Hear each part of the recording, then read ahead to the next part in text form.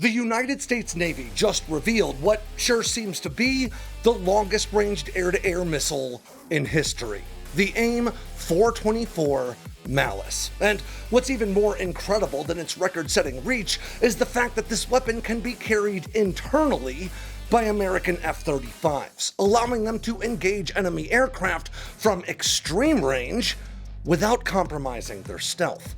Now, this new weapon promises to give America the beyond visual range advantage over near-peer adversaries like China, who boast a number of extremely long-range air-to-air missiles like the PL-15 that first prompted the Air Force to begin development on an AMRAAM successor, and the massive PL-17 that was, until the unveiling of Malice this weekend, considered to be the longest-ranged air-to-air missile in the world. So let's run down what we know about America's newest and scariest air-to-air missile, the AIM-424 Malice, and where it fits within America's air power arsenal. I'm Alex Hollings, and this is a very short-fused edition of Air Power.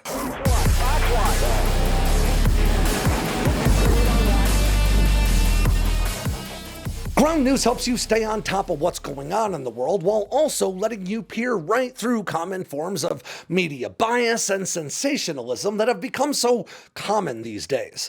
Ground news pulls that off by compiling stories from outlets all over the planet and then sticking them all in one easy-to-read feed that makes it easier than ever to not just stay on top of the news trends, but also to see differences in how stories are presented and covered.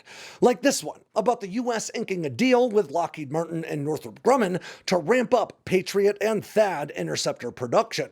Ground News has already gathered coverage of this story from 37 different news outlets, including 2 left-leaning ones and 9 right-leaning ones. And here on the right-hand side of the screen, we can see the bias distribution and the factuality ratings for coverage of this story, with about 48% of outlets covering it listed as politically centered, and 71% of outlets rated for high factuality. And Ground News also shows you really important info about these outlets along with their headlines, like their political bias, their factuality rating, their corporate ownership, or their government affiliations. And my favorite thing Ground News does has to be their blind spot feature that shows me stories that are getting lots of attention in one political sphere, but not really any in the other. It helps me make sure that I'm keeping my own media intake well balanced. Ground News is a big part of my research and my day-to-day consumption of news in general, and it can be for you too. Just go to ground.news/sandboxx with 2 X's, or, just follow that link down in the description below, and you'll get 40% off the same Vantage plan that I use. Again, that's ground.news/sandboxx to get 40% off of their Vantage plan that'll help you stay on top of things. Now, according to the Navy, the AIM-424 Malice was developed under the name Long Range Air-to-Air Missile, or LRAAM, and it sure lives up to the name, with a reported range that is said to be, quote, in excess of 250 nautical miles, which shakes out to more than 287 non-pirate miles, or greater than 463 kilometers. And it's worth emphasizing the fact that the weapon's range is said to be, quote, in excess of, rather than giving it a legitimate top-line figure, meaning we don't actually know the full extent of Malice's reach, and I'll get back to that later. Nonetheless, what we do know gives this weapon roughly 3 times the reach of earlier AIM-120 AMRAAM iterations, and even exceeds the range of the Navy's other beyond visual range air-to-air missile that was recently unveiled, the AIM-174B Gunslinger, which is an air-launched variant of the SM-6 interceptor.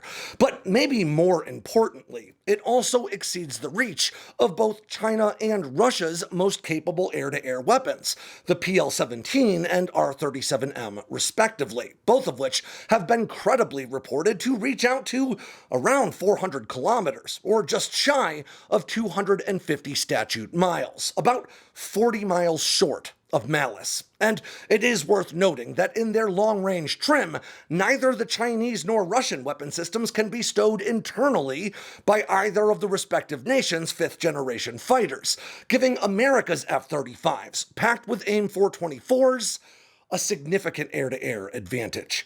Now, this new weapon was developed by Raytheon, and while we don't know how long the missile has been in active development, we do know that it was already deep into its flight testing regime by April of this year, thanks to images released by the Navy yesterday, but dated April 3rd, showing an FA-18E carrying 4 of the missiles in testing.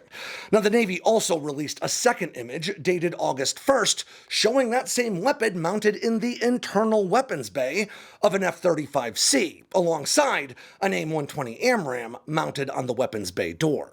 Now, it does, however, seem pretty likely to me that this weapon emerged from the Long Range Engagement Weapon, or LREW program that, back in 2017, had already completed a, quote, 2-year demonstration and was being transferred into an operational capability. And that would mean that this missile has been quietly cooking for well over a decade now, without much in the way of disclosure. Once again, really showing that Uncle Sam is still pretty good at keeping aviation secrets.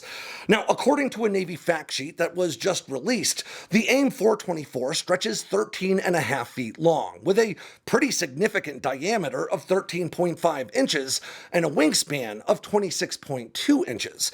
Now, that makes this new weapon nearly 1.5 feet longer and just shy of twice the diameter of the AIM-120 that served as America's primary long-range air-to-air weapon since entering service all the way back in 1991. Up until Malice broke cover, that AIM-120, which in its modern form is said to reach out to just over 100 miles, was the longest-ranged air-to-air missile that American stealth fighters could carry internally, with the AIM-174 just way too big to make that squeeze. Now, because this new Navy missile can fit in the carrier-based F-35C, the weapon should also be, well, pretty easy to integrate into the Air Force's Runway Queen F-35As. But the vertical landing short takeoff F-35Bs operated by the Marine Corps probably don't have the room. The F-35B's weapons bays are slightly smaller to accommodate a driveshaft-powered lift fan that's connected to the jet's single F-135 turbofan engine to allow for those short takeoffs and vertical landings. And as a result, while the F-35A and C can carry missiles that are up to 14 feet long, the F-35B has a weapons bay that's reportedly between 12.5 and 13 feet, which would be shy of the AIM-424's 13.5 feet. Likewise, that means this weapon may also be too big for the Air Force's air superiority-focused F-22 Raptor to carry internally, making the reach provided by Malice unique to the Navy's F-35s at this point, but certainly a potential option for the Air Force's F-35s down the line. And, of course, the AIM-424 is already being integrated into the Navy's FA-18 Super Hornets, which are also the only aircraft currently rated to carry the AIM-174 Gunslinger, making those 4th-gen Super Hornets some of the most potent long-range air-to-air powerhouses in modern history. And it obviously stands to reason that the AIM-424 could be carried externally by F-35Bs or on standard pylons from any of America's 4th-generation fighters once the weapon's been integrated into each platform. Now, importantly, this weapon will also fit, the Navy says, in its forthcoming 6th-generation fighter, currently known only by the placeholder FA-XX, which is slated to replace the outgoing Super Hornets starting in the late 2030s. Now, we are still anxiously awaiting word as to whether Northrop Grumman or Boeing will win the right to build that jet. Now, this revelation marks the 3rd new beyond visual range air-to-air missile Uncle Sam has put into service over just the past few years, and the 4th new air-to-air weapon in general. So let's briefly run through America's quickly growing air combat arsenal to show exactly where the AIM-424 actually lands on the pecking order. And we'll start at close range with the new AGR-20, also known as the Advanced Precision Kill Weapon System 2, which is effectively a cheap 70mm unguided Hydra rocket equipped with a new guidance section that deploys fins to close with either a target identified via laser designator or using infrared guidance, depending on which version you employ. Now, these weapons have a range of nearly 7 miles when launched from fixed-wing aircraft, and were designed specifically to be low-cost, high-volume means of downing Group 3 attack drones, like Iran's Shahed 136. From there, we move on to the AIM-9X Block 2, which is the latest iteration of America's longest-serving air-to-air missile line that we know as the Sidewinder. Now, unlike earlier heat-seeking weapons, the infrared-guided AIM-9X doesn't just chase the hottest target, but rather uses onboard computing to very literally see in infrared, dismissing hotter signatures that come from non-target aircraft or countermeasures like flares in order to continue closing with its intended target using incredible thrust vectoring maneuverability within a few dozen miles. Then we have the AIM-120 AMRAAM, or Advanced Medium Range Air-to-Air Missile, which was America's furthest reaching air-to-air weapon in service until the Gunslinger broke cover. Now, the radar-guided AMRAAM first joined the fight in 1991 with a maximum range of less than 50 miles, or about 75 kilometers. But today's most advanced and modern AIM-120 D3s are now said to exceed 100 miles without breaking much of a sweat. From there, we have the U.S. Air Force and the Navy's new AIM-260 Joint Advanced Tactical Missile that has also been in development since at least 2017 and has been in production since 2024, despite very few details about this missile reaching the public. Now, this radar-guided air-to-air weapon is being built by Lockheed Martin to serve as the successor to the AIM-120 and as a response to China's longer-ranged PL-15, and it's now believed to offer a range of somewhere between 125 and maybe around 170 miles, in what is broadly the same size, shape, and form factor as the AMRAAM.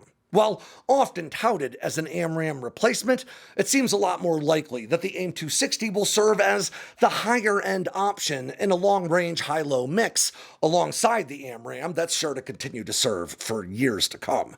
And then we have the Navy's massive AIM-174B Gunslinger, which is, again, an air-launched variant of the wildly capable SM-6 Interceptor that's launched from the vertical launch system cells of U.S. Navy warships.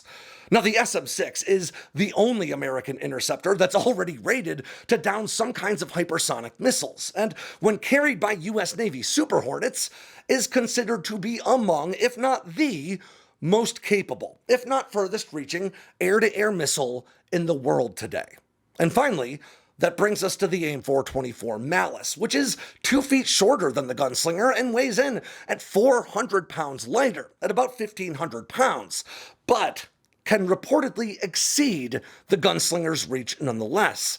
According to Carter Johnson at Naval News, that was confirmed by an unnamed Navy official who's familiar with the program. And that same official also confirmed that Malice is faster than the Gunslinger, which would mean the AIM-424 exceeds Mach 3.5 while closing with its targets.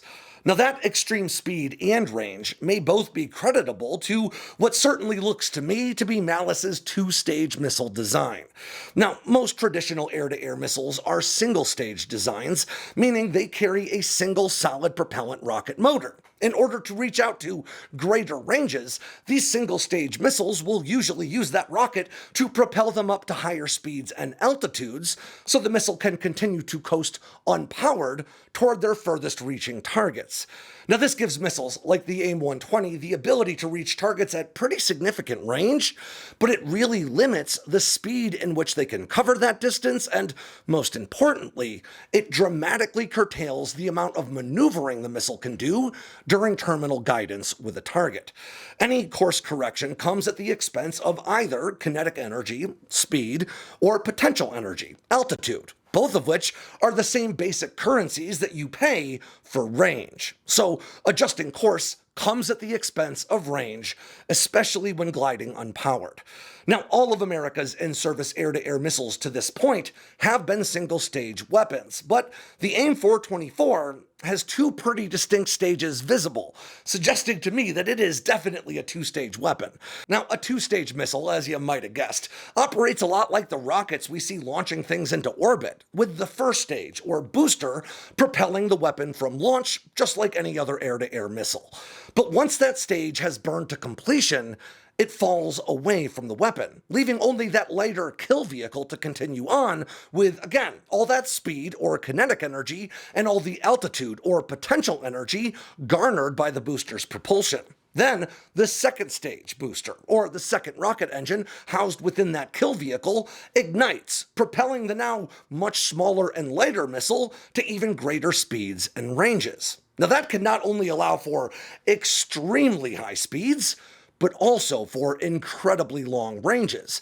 Not just because of the added range allotted by the second rocket's fuel, but importantly, because of the distance the weapon can coast between the first booster burning out and the second stage igniting. Now, Raytheon, who builds both the AIM-424 and the AMRAAM, had a lot of success extending the AMRAAM's reach by improving the onboard guidance computer's ability to calculate the most efficient flight path towards its targets. Then, based on the assumption that the AIM-424 benefits from the same, the missile can determine, based on the distance to its target, whether it should burn both rocket stages in rapid succession to maximize closing speed and maneuverability throughout a relatively short flight path, or it can use the first stage to climb in altitude and gain airspeed until it burns out, and then coast for a period of time before igniting the second motor to propel it through terminal guidance and enable hard maneuvering against much more nimble targets. And that means this weapon could potentially even be employed against fighter-sized targets, whereas most extremely long-range weapons are relegated to much bigger and more sluggish targets like enemy tankers or especially airborne warning and control platforms like AWACS. Now, once the AIM-424 does reach its target, it carries a proximity-fused annular blast fragmentation warhead. Annular, meaning the explosive charge sits almost like a ring around the inside of the weapon to detonate in a rapidly expanding circle to maximize the chances of a hit. This is the same kind of warhead found in the AMRAAM, though the size of Malice's warhead has not been publicly disclosed. The AMRAAM, for context, carries a roughly 44-pound explosive warhead, while the much smaller Sidewinder carries a roughly 21-pound explosive charge, and the monster Gunslinger carries a mammoth 140-pound warhead. Now, one question I was asked on Twitter that I think is worth addressing is why the Navy would field this new long-range air-to-air missile despite already boasting that aforementioned monster, the AIM-174 Gunslinger. After all, the Gunslinger is already believed to potentially be able to reach targets more than 300 miles away, which is why I mentioned earlier that it's important to note that we don't know Malice's actual maximum range. Of course, the low-hanging fruit of this comparison is the Gunslinger's massive size, meaning it can't be stowed internally by the Navy's F-35Cs, making the Super Hornet the only U.S. military aircraft currently rated to employ the Gunslinger. But that's not the only reason. It's also important to consider the number of Gunslingers the Navy can afford to dedicate to the air-to-air fight. Now, as I mentioned earlier, the Gunslinger is just an air-launched variant of the U.S. Navy's surface-launched SM-6 Interceptor, which is arguably the most broadly capable surface-to-air interceptor in American service and likely the world. The SM-6, which first joined the fight in 2013, is rated to down enemy fighter aircraft, enemy rotorcraft like helicopters, low-flying cruise missiles, high-flying ballistic missiles, and even some kinds of hypersonic weapons. Heck, you can even use it to strike surface targets. In a lot of ways, it is the exception to the air defense rule about trying not to pack too much capability into one interceptor. But there is, of course, a reason for that rule. The SM-6 may be wildly capable, but all that capability is not easy to build at scale, and as a result, Raytheon's maximum production rate for these weapons has been a pretty paltry 125 SM-6s a year until February of this year when they committed to expand production to a new top line of 500 per year. Now, the U.S. Navy operates some 75 Arleigh Burke-class guided missile destroyers, each of which can carry between 90 and 96 interceptors like the SM-6 or its SM-2 and SM-3 siblings, among other weapons. The Navy also operates nearly 600 FA-18 Super Hornets that are all rated to carry gunslingers, and the Navy isn't Raytheon's only SM-6 customer.